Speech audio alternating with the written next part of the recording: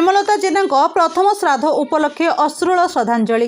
प्रेमलता जेना जड़े सरल मिष्टभाषी श्रद्धालु सुगृहिणी धर्मपरायणा महिषी महिलांकर प्रथम पुण्यतिथि उपलक्षे धर्मशाला ब्लॉक कुमारी ग्राम तांकर बासभवन में अश्रुल श्रद्धांजलि सभा समाहित हो जाइछि।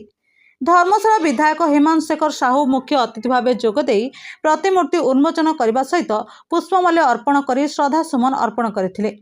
परे डॉक्टर रुद्र नारायण पुष्टि पौराहित्य स्वर्गत जेना उद्देश्य स्मृतिचारण सभा आयोजन करा जायथिला। एही स्मृतिचारण सभारे सम्मानित अतिथि भाव में डॉक्टर सूर्यमणि खुंटिया, डॉक्टर गौतम जेना, डॉक्टर रवींद्र कुमार बिहारी, डॉक्टर विजय कुमार शतपथी, सांबादिक बटकृष्ण परिड़ा, समाजसेवी कान्हूचरण दास, संग्राम केशरी जेना, शिक्षक विजय कुमार देवता, बसंत परिड़ा प्रमुख श्रीमती जेना को भल पाउथिबा शुभेच्छु स्मृतिचारण करी कहिथिले स्वर्गत प्रेमलता जेना डॉक्टर रमाकांत जेनाकर साहित्यिक जीवनर प्रेरणादायिनी। गोकर्णिका साहित्य समाज और पत्रिका जदि दीर्घ पथ अतिक्रम करिथाए ताहा संभव होइछि प्रेमलतांकर आकुंठ साहाय्य और समर्थन जोगु। गोकर्णिका साहित्य समाज रे से थिले चलंती इतिहास।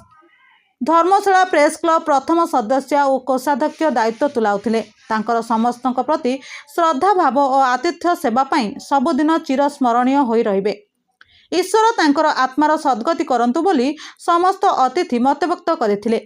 तांकर झियो रीना, झुना, दुई जण ज्वाई पुओ बापी, बोहू, नाती नातुणी समस्त परिवार बंधुबांधव समस्ते श्रद्धासुमन अर्पण करथिले।